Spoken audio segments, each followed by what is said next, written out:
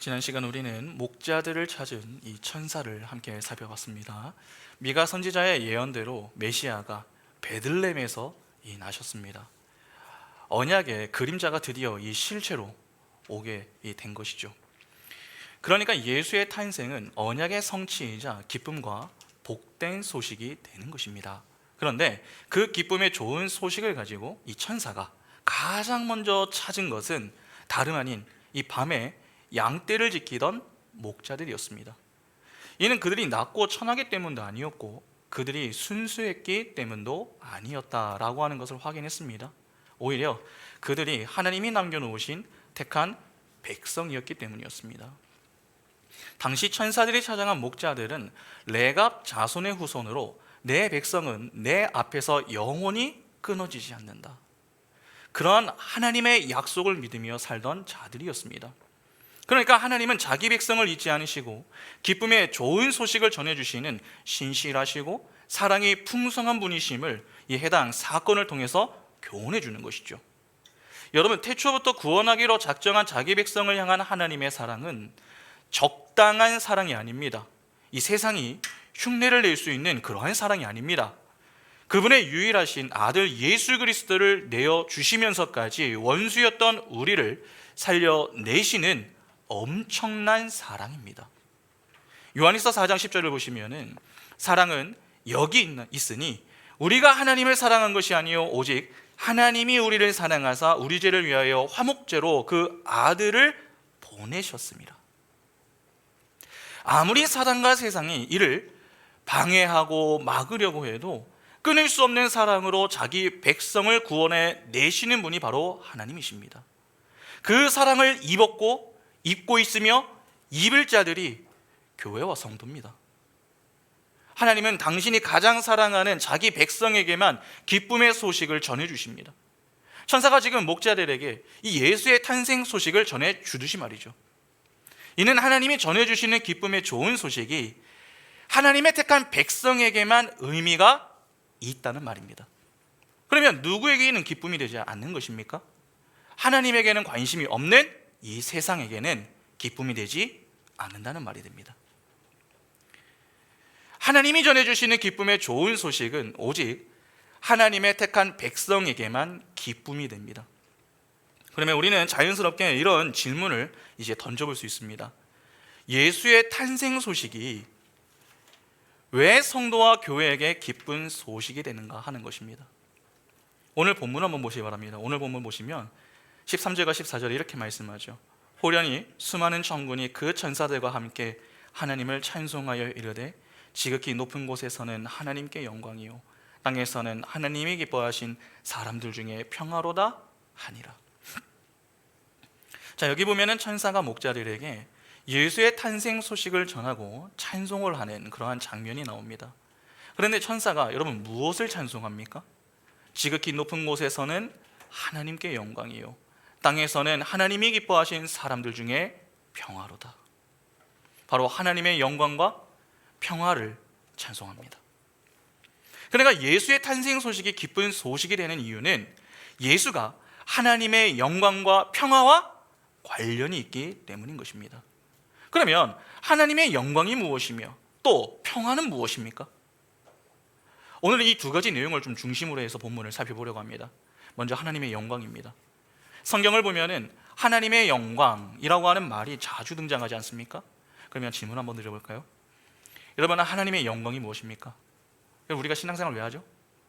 하나님의 영광을 위해서 하죠. 우리가 왜 삽니까? 하나님의 영광을 위해서 삽니다. 여러분, 하나님의 영광이 무엇입니까? 우리가 자주 이야기하는 그 하나님의 영광, 하나님의 영광이 무엇이죠? 하나님께 영광을 돌린다고 하는 표현이 도대체 무엇이냐는 것입니다. 하나님의 영광이란 하나님의 하나님 되심을 드러내는 것을 의미합니다. 우리를 향한 하나님의 사랑과 은혜에 반응하는 감사와 찬송, 그것이 바로 하나님의 영광입니다. 그래서 여러분, 본문에서도 천사들이 그냥 목자들과 대화를 하면서 하나님의 영광을 이야기하는 것이 아니라 무엇을 하면서 하나님의 영광을 언급합니까? 찬송을 하며 이야기하는 것입니다. 기본적으로 구원은 예수와 관련이 있습니다. 예수란 이름 자체가 구원의 의미를 담고 있지 않습니까? 그래서 오늘 본문 역시 하나님의 영광을 예수와 관련하여 기록하고 있는 것입니다. 예수의 탄생 기사 이후에 천사들이 찬송을 하고 있으니 말입니다. 하나님은 예수의 탄생을 그분의 영광으로 여기셨습니다. 그러니까 자기 백성에게 독생자이신 이 예수를 보내시는 그 일을 슬픔이나 아픔으로 여기지 않으셨다는 것이죠. 그러면 예수께서 이 땅에 오신 이유는 무엇입니까? 궁극적인 목적은 하나님의 영광입니다. 그 영광을 위해 그분이 성육신하신 것이고 십자가를 지신 것이며 그 은혜의 결과로 주어지는 것, 그것이 바로 평화인 것입니다. 그런데 아버지의 영광은 예수의 나심에서만 나오는 것이 아닙니다. 로마서 6장 4절을 보시면은 그러므로 우리가 그의 죽으심과 합하여 세례를 받음으로 그와 함께 장사되었나니 이는 아버지의 영광으로 말미암아 그리스도를 죽은 자 가운데에서 살리심과 같이 우리로 또한 새 생명 가운데에서 행하게 하려 함이라. 예수의 부활에서도 동일하게 나옵니다. 그러니까 예수의 나심부터 부활까지 성경은 일관되게 하나님의 영광에 초점을 두고 있는 것이죠. 이는 성경 전체가 시작부터 마지막까지 하나님의 영광을 목적에 두고 있음을 보여주는 것입니다. 그런 점에서 복음은 결국 하나님의 영광을 아는 것이다, 그렇게 표현할 수 있습니다. 그래서 바울은 이렇게 이야기합니다. 고린도후서 4장 5절과 6절을 보시면은 우리는 우리를 전파하는 것이 아니라 오직 그리스도 예수의 주되신 것과 또 예수를 위하여 우리가 너희의 종된 것을 전파함이라. 어두운 데에 빛이 빛이라 말씀하셨던 그 하나님께서 예수 그리스도의 얼굴에 있는 하나님의 영광을 아는 빛을 우리 마음에 비추셨느니라. 그러니까 구원은 하나님의 영광으로 인해 주어지며 복음은 하나님의 영광으로 구원받은 자가 그 영광을 전하는 것이다, 그렇게 말할 수 있는 것이죠. 그러면 하나님의 영광과 관련해서 여러분, 죄를 정의하면 어떻게 할 수 있겠습니까? 마땅히 하나님께 영광을 돌려야 할 자가 하나님께 영광을 돌리지 않는 것이다, 그렇게 할 수 있습니다. 로마서 3장 23절부터 보시면 모든 사람이 죄를 범하였음에 하나님의 영광에 이르지 못하더니 그리스도 예수 안에 있는 성령으로 말미암아 하나님의 은혜로 값없이 의롭다 하심을 얻은 자 되었느니라. 이 예수를 하나님이 그의 피로써 믿음으로 말미암는 화목 제물로 세우셨으니 이는 하나님께서 길이 참으시는 중에 전에 지은 죄를 간과하심으로 자기의 의로우심을 나타내려 하심이니 곧 이때에 자기의 의로우심을 나타내사 자기도 의로우시며 또한 예수 믿는 자를 의롭다 하려 하심이라. 그런즉 자랑할 때가 어디냐, 있을 수가 없느니라. 무슨 법으로냐, 행위로냐, 아니라 오직 믿음의 법으로니라. 그러므로 사람이 의롭다 하심을 얻는 것은 율법의 행위에 있지 않고 믿음으로 되는 줄 우리가 인정하노라. 여기 보면은 죄인은 그 누구도 하나님의 영광에 이르지 못한다라고 합니다. 이 말은 죄인은 하나님을 알지도 못할 뿐 아니라 하나님께 영광을 돌릴 수도 없다는 말입니다. 그러면 결국 죄인의 문제는 무엇입니까? 하나님의 하나님 되심을 모르는 것입니다. 그것이 바로 성경이 교훈하는 죄입니다. 보통 죄를 행위 중심으로 생각하는 경향이 참 많죠. 그러나 성경에서의 이 죄는 행위보다는 관계 중심의 용어로 보는 것이 더 적절합니다. 인류에 처음 죄가 들어온 사건이 무엇입니까? 선악과 사건입니다. 그 사건이 보여주는 것이 무엇입니까? 그들이 선악과를 먹었다라고 하는 행위를 보여주는 것입니까? 그렇지 않습니다. 그 행위로 인해 하나님과의 관계가 깨졌다라고 하는 것에 초점이 있습니다. 그러니까 죄는 하나님과의 단절을 의미하는 것이죠. 쉽게 말해서 관계를 파괴한다는 것입니다. 하나님과의 관계 속에서만 인간은 하나님을 알 수 있습니다. 그러니까 하나님과의 관계가 단절이 되면 인간은 하나님의 하나님 되심을 모르는 것입니다.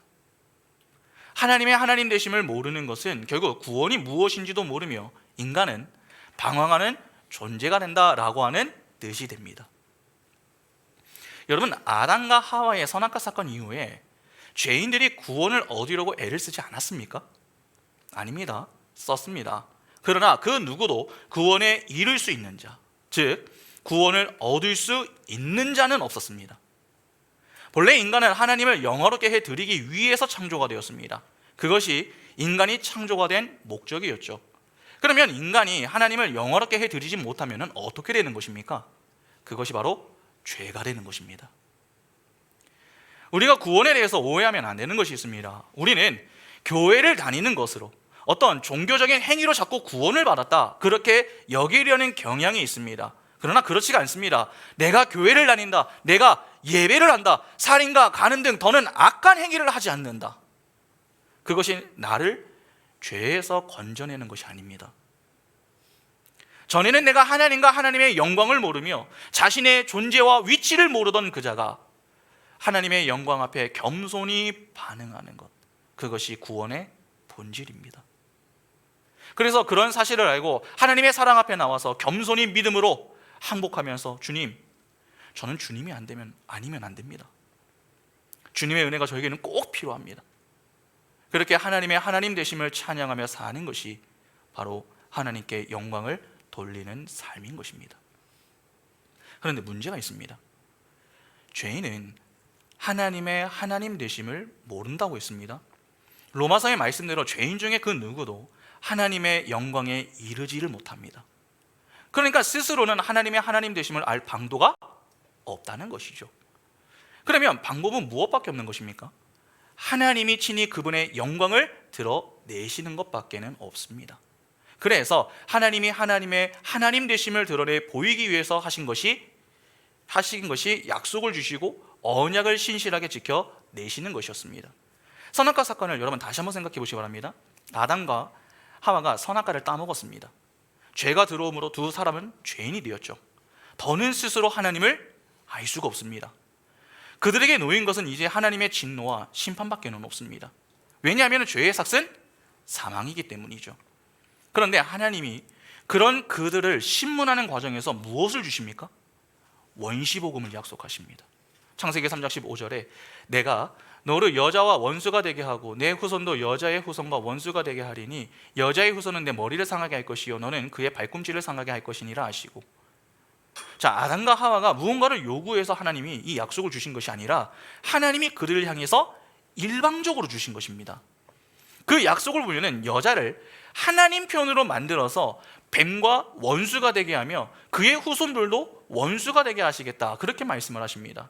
이 약속을 통해서 하나님은 하나님 되심을 드러내신 것이죠. 그러면 하나님의 영광이 여러분 온전하게 드러나기 위해서는 어떻게 해야 합니까? 하나님이 하신 약속이 성취되어야 하는 거 아닙니까? 원시복음에 따라 하나님이 이후에 믿음의 조상 아브라함에게 재차 약속을 주십니다. 창세기 15장 4절과 5절 보시면은 여호와의 말씀이 그에게 임하여 이르시되 그 사람이 내 상속자가 아니라 내 몸에서 날 자가 내 상속자가 되리라 하시고, 그를 이끌고 밖으로 나가 이르시되 하늘을 우러러 무뼈를 셀 수 있나 보라. 또 그에게 이르시되 내 자손이 이와 같으리라. 여기 보면 하나님은 아브라함에게 내가 너에게 자손을 주겠다, 그렇게 말씀하십니다. 그런데 자손들이 아닙니다. 자손입니다. 단수로 기록이 되어 있습니다. 그러면 여기서 말하는 자손이 누굽니까? 바울이 쓴 갈라디아서에 그 정체가 나오죠. 갈라디아서 3장 15절 보시면 형제들아 내가 사람의 예대로 말하노니 사람의 언약이라도 정한 후에는 아무도 패하거나 더하지 못하느니라. 제가 성경 구절을 잘못 가져온 것 같네요. 갈라디아서를 보면은 이 자손은 그리스도라고 하는 구절이 있습니다. 제가 성경 구절을 잘못 준 것 같습니다. 하나님이 주신 약속과 맺은 언약을 신실하게 이루어 가시며 하나님의 하나님 되심을 드러내셨습니다. 그러한 하나님의 일방적인 열심과 은혜로 이 땅에 오신 분이 예수입니다. 그래서 천사가 하나님을 찬송할 때 뭐라고 합니까? 지극히 높은 곳에서는 하나님께 영광이다 라고 하는 것입니다. 예수의 탄생은 곧 하나님의 하나님 되심을 드러내는 사건입니다. 그러니까 이 사건이 얼마나 중요한 사건인 것입니까? 예수는 하나님의 영광을 드러내기 위해서 오신 분이십니다. 그런데 그 영광으로 인해 주어지는 것이 무엇입니까? 평화입니다. 평화로 번역이 된 헬라어 단어 에이레네는 평화, 평강, 평안을 뜻합니다. 그러니까 평화, 평강, 평안 다 같은 말입니다. 그러면 생각해 보시기 바랍니다. 여러분, 예수께서 오신 이유가 평화를 주기 위해서라면 그 이전까지는 어떠했다라고 하는 말입니까? 평화가 없었다는 말이 됩니다. 그런데 정말 그렇습니까? 여러분, 정말 예수 이전에는 평화가 없었습니까? 아닙니다. 있었죠. 예수가 오시기 전에도 사람들은 평화란 말을 사용했었고 또 평화를 추구하기까지 했습니다. 예레미야 14장 13절과 14절 보시면, 이에 내가 말하되 슬프도소이다 주 여호와여 보시옵소서, 선지자들이 그들에게 이르기를 너희가 칼을 보지 아니하겠고 기근은 너희에게 이르지 아니할 것이라. 내가 이곳에서 너희에게 확실한 평강을 주리라 하나이다. 여호와께서 내게 이르시되 선지자들이 내 이름으로 거짓 예언을 하도다. 나는 그들을 보내지 아니하였고 그들에게 명령하거나 이르지 아니하였거늘 그들이 거짓 계시와 점술과 헛된 것과 자기 마음의 거짓으로 너희에게 예언하는도다. 지금 방금 읽은 이 내용을 보면 평강을 이야기하는 자가 있습니다. 그런데 그 평강을 외치는 자는 누굽니까? 거짓 선지자입니다. 그들은 확실한 평강이 있다고 말을 합니다. 잘 아시다시피 예레미야 시절에 유다의 상황은 그리 좋지가 못했습니다. 모든 때가 그러했지만 그 당시에도 죄로 신음을 하던 때였습니다. 이는 아기 예수가 태어나던 때와 크게 다르지가 않죠. 사람들이 죄를 지으며 살아갑니다. 그러나 그 가운데 제사를 드리고 하나님을 섬기는 행위는 있습니다. 이를 쉽게 생각하면 이렇습니다. 오늘날 주중에는 세상 사람들처럼 지내다가 주일에만 교회에 와서 예배를 하는 것이죠. 성경은 가지고 다니고 교회에 나와서 찬양도 부르고 기도도 합니다. 그때 역시 그랬다는 것이죠. 그런데 거짓 선지자들은 그런 그들을 향해서 하나님이 복을 주신다, 그렇게 이야기를 했던 것입니다. 그 복을 평강이라고 바꾸어 이야기하는 것입니다. 그것이 당시 거짓 선지자들이 외쳤던 거짓 평강, 거짓 평화였습니다. 죄가 있어도 종교적인 행위만 있으면 복이 있다. 얼마든지 하나님의 복을 받아서 천국에 갈 수 있다. 그렇게 이야기를 한 것입니다. 상당히 매력적이고 솔깃한 내용이죠. 그러나 사람들에게는 솔깃하게 들리는 그 외침이 여러분, 하나님 편에서는 어떻게 들렸을까요? 하나님의 진노로 살 외침으로밖에 들리지 않습니다.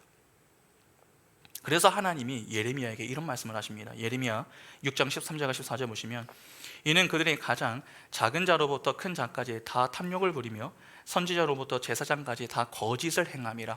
그들이 내 백성의 상처를 가볍게 여기면서 말하기를 평강하다 평강하다 하나 평강이 없도다. 하나님이 뭐라고 하십니까? 거짓 선지자들이 외치는 평강은 다 가짜다. 그런 평강은 없다. 그렇게 말씀하시죠.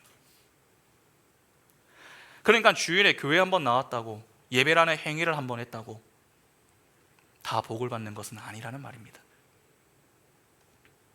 그러면 왜 하나님은 그런 평강이 없다고 말씀하십니까? 평강이란 인간의 행위로 얻을 수 있는 것이 아닙니다. 지성이면 감천이라는 식으로 주어지는 것이 아닙니다. 평강, 평안, 평화는 인간의 힘으로 얻어내는 결과물이 아니라 하나님의 주권, 즉 하나님의 전적인 은혜로 주어지는 선물입니다. 이사야 45장 7절에 보시면, 나는 빛도 짓고 어둠도 창조하며 나는 무엇도 짓습니까? 평안도 짓고 환난도 창조하나니 나는 여호와라 이 모든 일들을 행하는 자니라 하였노라. 본절을 보면은 하나님이 무엇을 창조하셨다고 합니까? 평강을 창조하셨다, 그렇게 말씀합니다. 하나님은 창조주이십니다. 그분은 말씀으로 모든 만물을 지으셨습니다. 그러면 당연히 평강 역시 누가 만드십니까? 하나님이 만드신 것이죠. 하나님이 평강을 만드셨다면 그 평강의 소유권 역시 하나님께 있다라고 하는 말 아닙니까? 그러니까 하나님이 평강을 주지 않으시면은 인간은 평강을 결코 누릴 수가 없는 것입니다. 평안은 하나님이 주시는 것입니다. 때문에 하나님을 떠난 죄인은 평안할 수가 없습니다. 평화가 없기 때문에 그 속에는 늘 무엇이 있겠습니까? 두려움이 있습니다. 그런데 그 두려움을 제거하기 위해서 죄인은 끊임없이 가짜 평안을 추구합니다. 세상이 이야기하고 추구하는 평화를 잠시 한번 생각해 보시죠. 여러분, 세상이 말하는 평화, 세상이 추구하는 평안이 도대체 무엇입니까? 공부 열심히 해서 좋은 대학에 들어가라, 안정적인 직장에 들어가라, 돈은 어느 정도 벌고 이런 사람 저런 사람을 만나라, 그러면 행복해지고 그러면 평안해진다, 그렇게 이야기합니다. 그러니까 최소한 어느 정도 이상은 해야 평화가 주어진다라고 하는 이 생각들이 사람들에게 다 깔려 있는 것입니다. 그래서 모두가 그렇게 인생에서 뒤처지지 않기 위해서 발버둥을 치며 살아가고 있는 중이죠. 그러니까 최소한 어느 정도 이상의 노력을 해야 평화가 주어진다, 그렇게 보는 것입니다. 그러나 정말 좋은 대학에 들어가고 안정적인 직장에 들어가서 돈을 벌고 좋은 사람들과의 인맥을 잘 쌓으면 평안해집니까? 그렇지 않습니다. 솔로몬을 보시기 바랍니다. 인류 역사상 가장 남부럽지 않게 살았던 인물이 솔로몬 아니었습니까? 이 땅에 소유할 수 있는 것은 다 소유해 보았던 그러한 인물이 솔로몬이었습니다. 지혜도 충만하였고 부와 명예도 차고 넘쳤으며 모든 자들을 다스릴 수 있는 왕이었습니다. 더욱이 그 당시 이스라엘은 다윗 이후에 가장 막강하고 안정적일 때였습니다.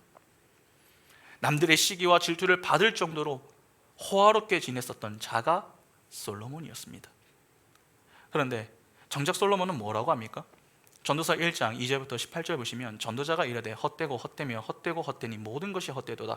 해 아래에서 수고하는 모든 수고가 사람에게 무엇이 유익한가? 한 세대는 가고 한 세대는 오되 땅은 영원히 있도다. 해는 뜨고 해는 지되 그 떴던 곳으로 빨리 돌아가고 바람은 남으로 불다가 북으로 돌아가며 이리 돌며 저리 돌아 바람은 그 불던 곳으로 돌아가고 모든 강물은 다 바다로 흐르되 바다를 채우지 못하며 강물은 어느 곳으로 흐르든지 그리로 연하여 흐르느니라. 모든 만물이 피곤하다는 것을 사람이 말로 다 말할 수는 없나니 눈은 보아도 족함이 없고 귀는 들어도 가득 차지 아니하도다. 이미 있던 것이 후에 다시 있겠고 이미 한 일을 후에 다시 할지라. 해 아래에는 새 것이 없나니 무엇을 가리켜 이르기를 보라 이것이 새 것이라 할 것이 있으랴. 우리가 있기 오래전 세대들에도 이미 있었느니라. 이전 세대들이 기억됨이 없으니 장래 세대도 그 후 세대들과 함께 기억됨이 없으리라. 나 전도자는 예루살렘에서 이스라엘 왕이 되어 마음을 다하며 지혜를 써서 하늘 아래에서 행하는 모든 일을 연구하며 살핀즉 이는 괴로운 것이니 하나님이 인생들에게 주사 수고하게 하신 것이라. 내가 해 아래에서 행하는 모든 일을 보아노라. 보라 모두 다 헛되어 바람을 잡으려는 것이로다. 구부러진 것도 곧게 할 수 없고 모자란 것도 셀 수 없도다.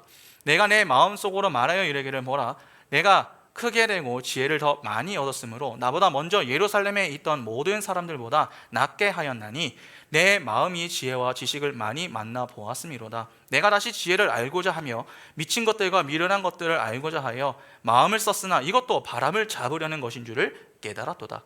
지혜가 많으면 번뇌도 많으니 지식을 더하는 자는 근심을 더하느니라. 솔로몬이 이 땅의 모든 것이 유한하며 번뇌와 근심은 떠나지 않는다, 그렇게 이야기합니다. 그러니까 하나님이 없는 세상은 그것이 무엇이든 아무리 많이 가지고 가져도 결국 헛되다라고 하는 것을 강조하고 있는 것입니다. 그런 점에서 오늘 본문도 비슷합니다. 누가는 예수의 탄생 기사에 의도적으로 지금 평화를 기록하고 있습니다. 이는 예수께서 오신 이유와 목적을 보여주는 역할을 하기도 하지만 동시에 그 당시 제대로 된 평화가 없었음을 교훈하기 위한 목적도 있습니다. 여러분, 이미 예수께서 태어날 당시에도 세상은 평화를 추구하고 있었습니다. 누가복음 2장 1절을 보시기 바랍니다. 누가복음 2장 1절에 그때 가이사 아구스도가 영을 내려 천하로 다 호적하라 하였으니, 가이사 아구스도가 영을 내려서 호적하라 라고 하는 명령을 내렸습니다. 그런데 호적하라고 명령한 범위가 어떠합니까? 천하입니다. 로마가 지배한 모든 곳에 호적하라는 명령을 내린 것이죠. 이는 로마 황제의 권위를 드러내 보이는 것입니다. 그러니까 로마 황제의 힘과 능력과 이 권세를 과시하기 위한 조치로 행해진 것이 바로 호적조사입니다. 로마의 지배를 받는 곳이 다 여러분 당시에 상당했습니다. 그런데 로마는 무엇으로 그들을 지배했습니까? 무엇으로 그들을 지배했죠? 말로 지배했습니까? 힘이었습니다. 그러니까 로마가 추구하는 평화는 결국 힘으로 만들어낸 평화였던 것이죠. 그래서 로마가 추구하는 평화를 팍스 로마나라고 이야기하지 않습니까? 1절에 로마 황제는 당시 가장 강력했었던 세상 왕을 대표하는 인물입니다. 그 당시 로마 황제보다 강한 자는 없었습니다. 그러니까 가이사 아구스토는 당시 세상에 가장 강한 힘을 지니고 있는 자를 대표하여서 지금 등장하고 있는 것입니다. 세상 왕을 대표하는 자가 힘으로 평화를 추구합니다. 그러면 당연히 그 밑에 있는 자들은 어떠하겠습니까? 다 똑같이 힘의 원리를 추구하며 힘으로 평화를 추구하려고 하는 것입니다. 그 모습이 오늘날까지 계속되고 있는 것이죠. 여러분, 왜 공부를 열심히 합니까? 학생들이 왜 그렇게 공부를 열심히 하죠?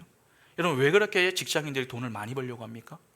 여러분, 왜 자꾸 집은 더 큰 집으로 이사 가야 된다 그렇게 생각을 합니까? 또 교회는 왜 자꾸 해야 되고 또 큰 교회당을 지어야 한다고 사람들이 생각합니까? 결국 다 힘을 추구하기 위해서입니다. 다 힘을 추구하기 위해서입니다. 그 당시 그 누가 로마 황제에게 대항할 수 있었습니까? 못합니다. 하면 죽으니까요. 그래서 그때 많은 이들이 로마가 이룬 평화는 영원할 것이다 그렇게 생각했습니다. 그러나 힘으로 만든 평화는 영원할 수가 없습니다. 힘에 의해서 만들어진 평화는 힘에 의해서 무너집니다. 그것이 이후 로마의 멸망이라는 사건으로 이 역사가 보여준 것 아닙니까?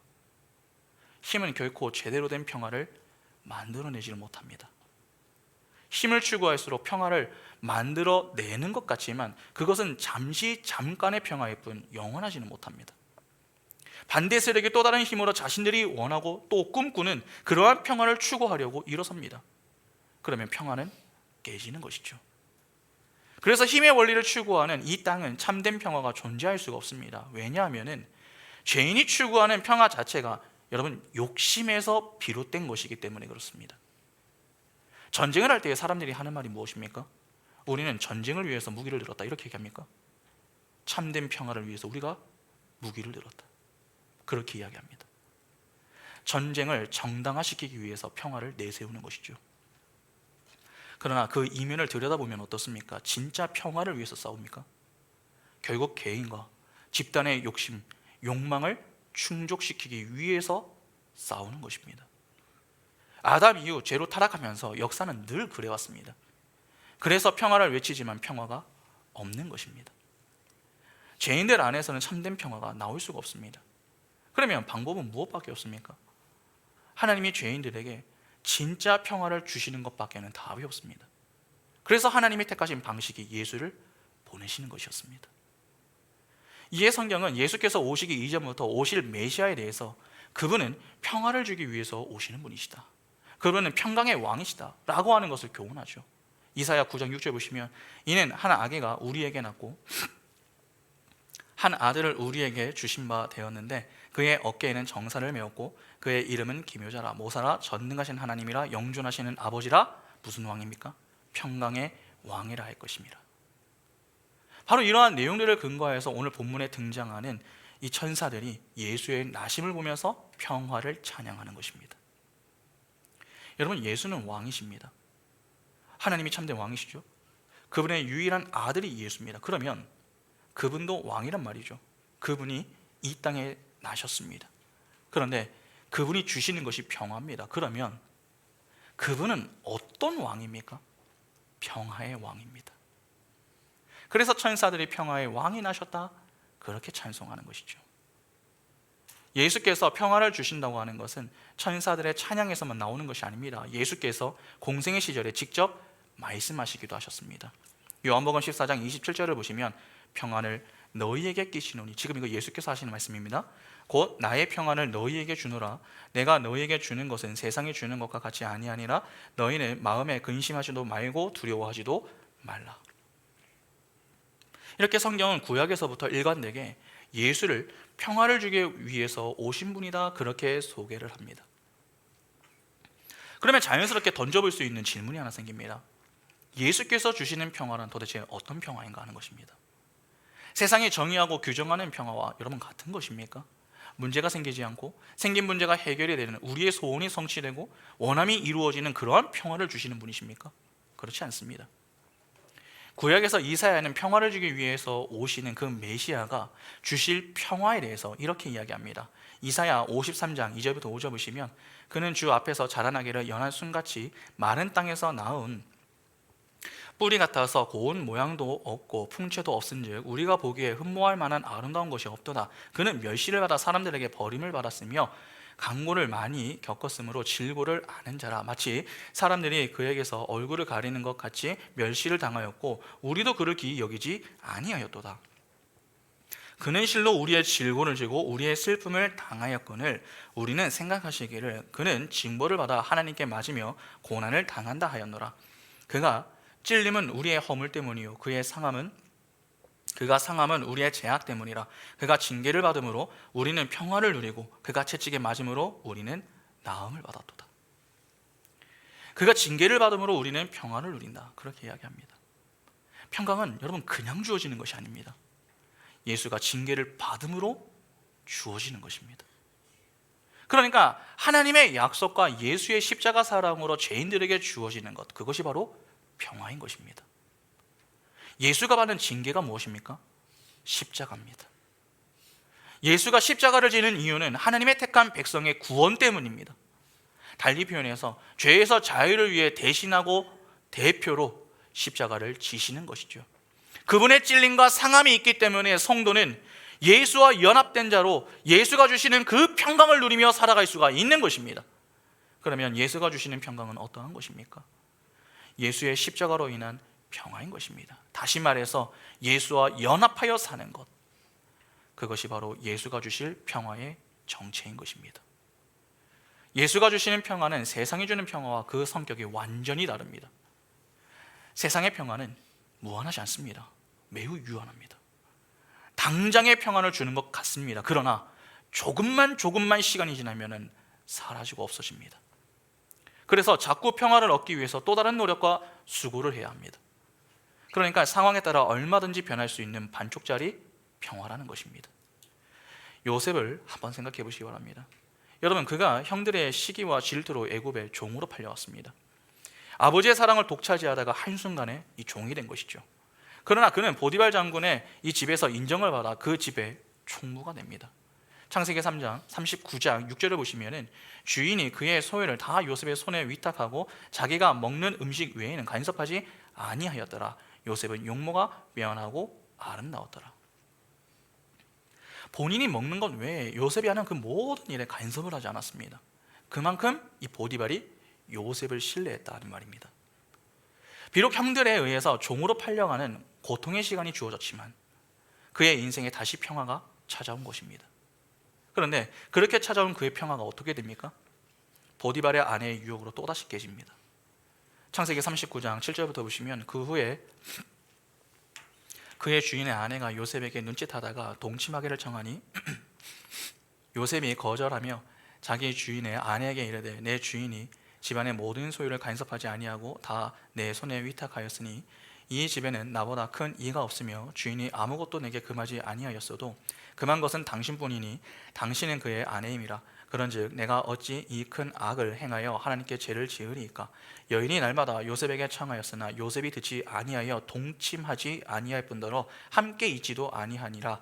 그러할 때에 요셉이 그의 일을 하러 그 집에 들어갔더니 그 집 사람들은 하나도 거기에 없었더라.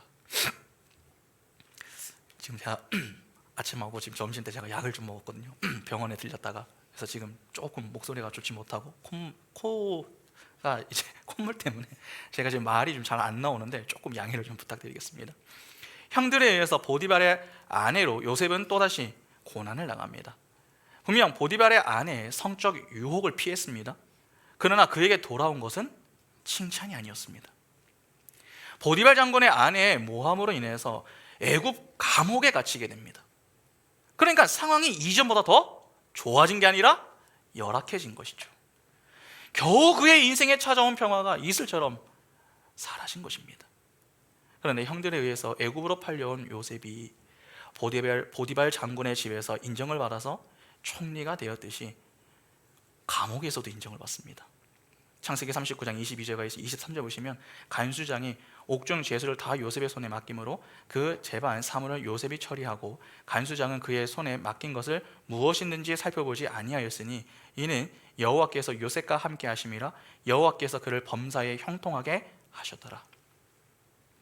보디발이 요셉의 손에 모든 것을 다 맡겼던 그 모습과 같이 애굽 감옥의 간수장 역시 요셉에게 모든 것을 맡깁니다. 그렇게 그곳에서 요셉은 술 관원장과 떡 관원장을 만나죠.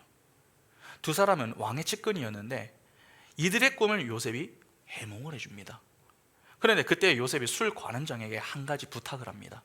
창세기 40장 14절 보시면 당신이 잘 되시거든 나를 생각하고 내게 은혜를 베풀어서 내 사정을 바로에게 아뢰어 이 집에서 나를 건져주소서.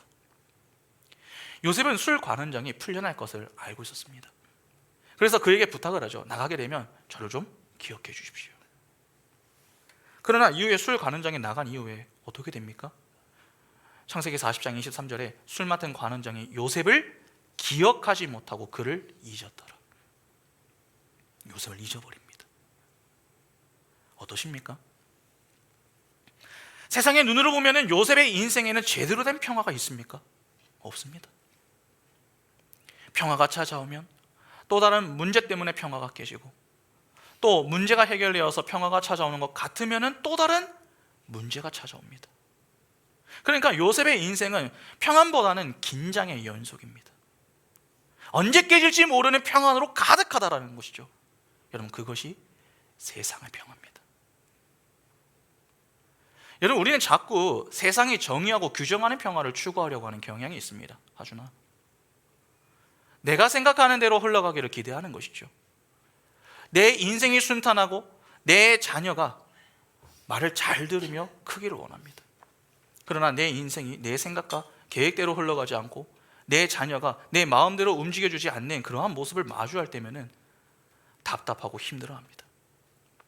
첫째가 말을 안 듣다가 이제 좀 말을 듣는다 싶으면 평소에 말 잘 듣던 둘째가 갑자기 청개구리처럼 말을 듣지 않습니다. 그러니까 우리의 인생에는 어떠한 면에서 제대로 된 평화가 없는 것처럼 느껴질 때가 너무나도 많다는 것이죠. 상황에 따라서 좋았다, 싫었다, 만족했다, 실망했다, 그렇게 천당과 지옥을 오가는 마음을 갖고 살 때가 적지 않다는 것입니다. 이는 세상이 주는 평화는 진정한 의미에서 참된 평화가 아님을 보여주는 것입니다. 오히려 자꾸 어떤 상황에 따라 쉽게 요동하고 흔들리는 자신, 가짜 평화에 자꾸 목을 매는 자신을 바라보면서 그런 자리에서 자유해질 수 있기를 위해서 기도하셔야 됩니다. 우리에게 진정한 평화를 주실 수 있는 분은 예수 그리스도밖에 없습니다. 요한복음 8장 31절과 32절에 그러므로 예수께서 자기를 믿은 유대인들에게 이르시되 너희가 내 말에 거하면 참으로 내 제자가 되고 진리를 알지니 진리가 너희를 자유롭게 하리니. 여기 보면 진리가 자유케 한다라고 합니다. 진리가 어디에서 우리를 자유케 합니까? 죄의 자리에서 우리를 자유케 합니다. 죄의 자리는 여러분 평화가 없습니다. 두려움밖에 없습니다. 아무리 인간이 노력해도 채워지지 않습니다. 그래서 방황하고 공허함만 가득한 것입니다. 그러나 죄에서 건짐을 받아 예수와 연합되면 어떻습니까? 예수가 주시는 참 평화를 누리는 자들은 그 안에서 자유를 누리며 만족하며 지냅니다. 예수께서 주시는 평화는 여러분 결코 사라지지 않습니다. 그래서 두려움이 없고 좌절과 절망이 없습니다. 늘 만족과 감사와 찬양이 가득합니다. 예수가 주시는 평화가 진짜 평화입니다. 그런 점에서 우리가 추구해야 할 평화는 이 땅이 아닌 하늘의 평화여야 합니다. 하나님이 예수 그리스도를 통해서 주시는 참 평화를 추구해야 한다는 것이죠. 예수께서 주시는 참 평화를 누리는 자들은 상황에 여러분 쉽게 흔들리지 않습니다. 우리 믿음의 선진들을 잘 한번 생각해 보시기 바랍니다. 하나님이 주시는 평화를 맛본 자들은 상황 때문에 하나님께 감사하지 않았습니다.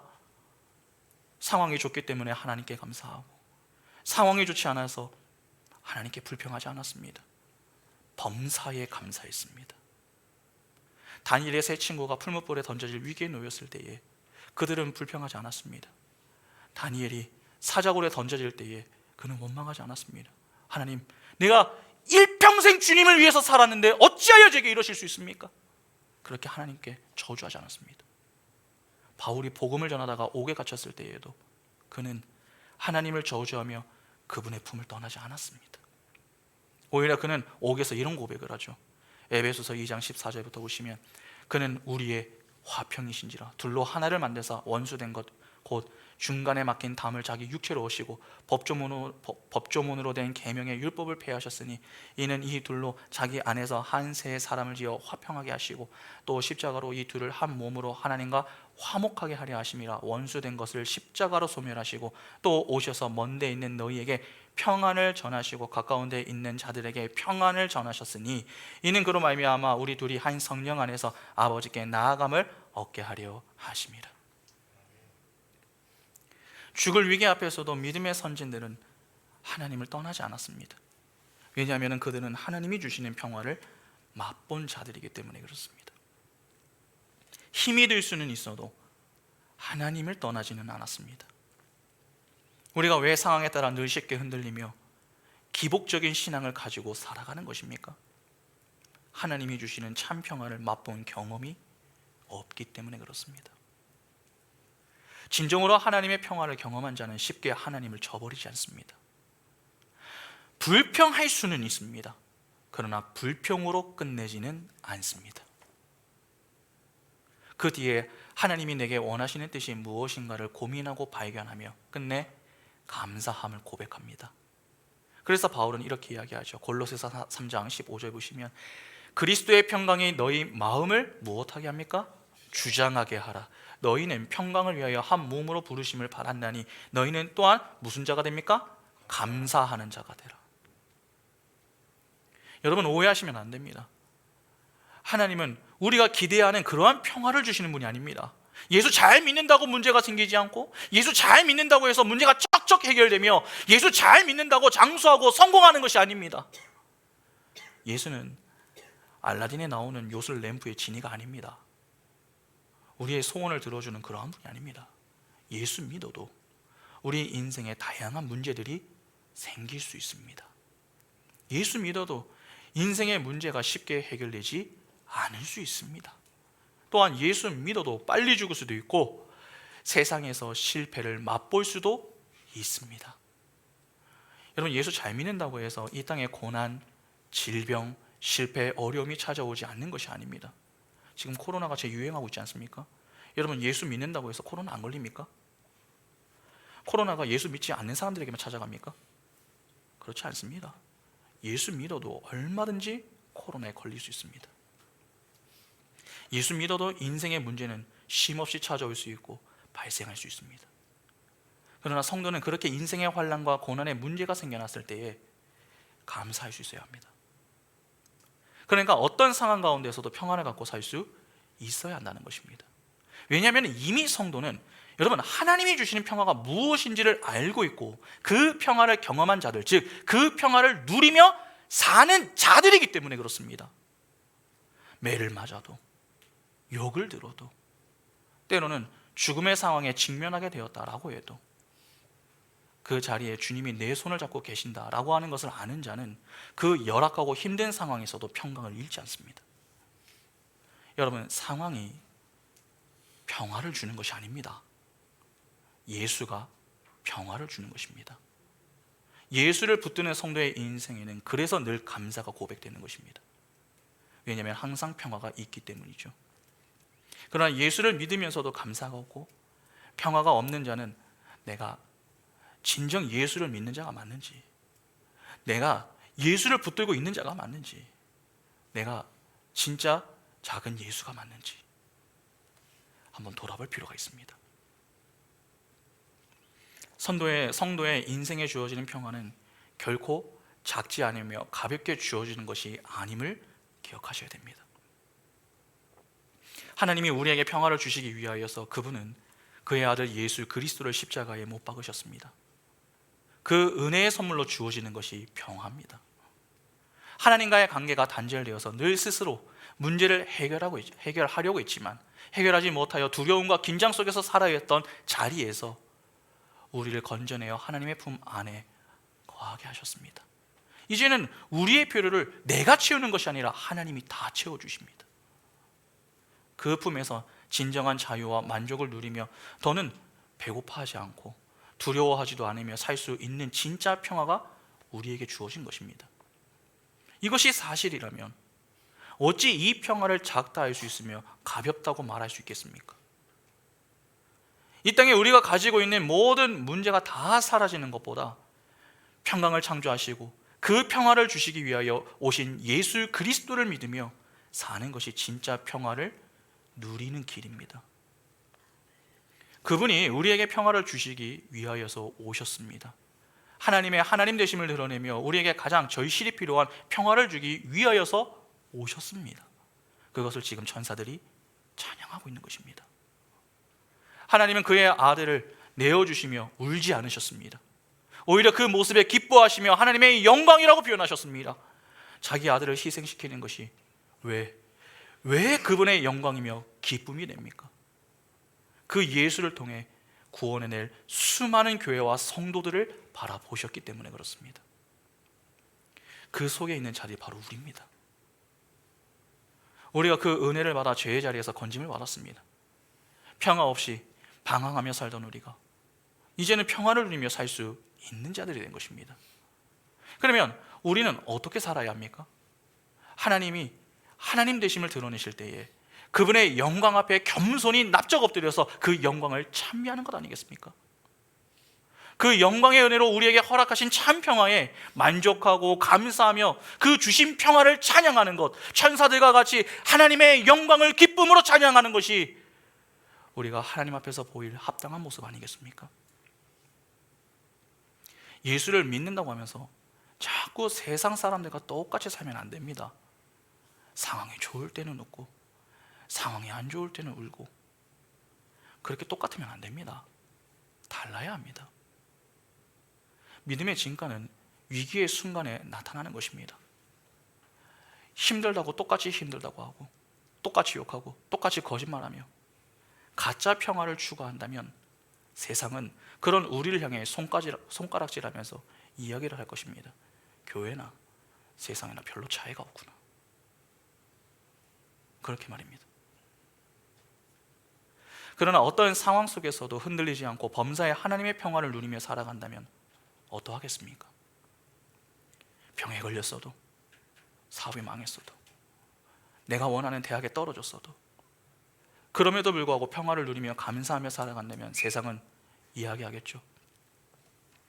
왜 하나님을 믿는 자는 저런 상황 가운데서도 평안할까? 왜 저들은 감사하며 기뻐할까? 하나님을 믿으면 다 저렇게 되나? 나도 믿어봐야 되나? 그렇게 다름을 통해 나를 보는 것이 아니라 예수를 보게 되는 것입니다. 여러분 꼭 기억하셔야 됩니다. 상황이 우리를 감사하게 만드는 것이 아니라 예수 그리스도가 나를 감사하는 자로 만드는 것입니다.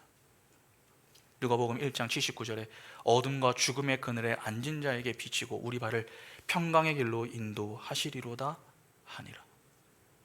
예수 그리스도가 우리의 걸음을 어디로 인도하십니까? 평강의 길로 인도하십니다. 우리에게 참 평화를 주시는 그 예수만 여러분 든든히 붙드시기 바랍니다. 자꾸 잠시 보였다 사라질 가짜 평화를 추구하고 붙잡으려고 하지 마시고 영원히 사라지지 않을 진짜 평화를 추구하며 그 평화를 소망하시기 바랍니다. 내가 무엇을 붙들고 있느냐에 따라서 내 입술에서 고백되는 것은 다릅니다. 다를 수밖에 없습니다. 세상을 붙들면 자꾸 내 입술은 평화보다 두려움으로 인한 불평과 원망이 고백될 것이고 하나님을 붙들면 내 입술은 두려움보다 그 가운데서도 평안케 하시는 주님으로 인하여서 감사와 찬양이 흘러 넘치게 될 것입니다. 하나님은 우리에게 평화를 주시며 찬양의 자리로 인도하시는 분이십니다. 그 하나님을 믿음으로 바라보시고 그분의 선하심을 의지하여 우리에게 주시는 참 평화를 맛보시기 바랍니다. 그래야 내가 생각했던 세상의 가짜 평화보다 주께서 주시는 참 평화가 진짜 좋은 것인 줄 확인하고 경험함으로 이 땅의 평화를 추구하는 자들이 아니라 하늘의 평화를 추구하며 하나님의 영광을 찬양하며 살아갈 수 있는 복된 인생이 다 될 수 있기를 간절히 소망합니다. 함께 찬양하겠습니다.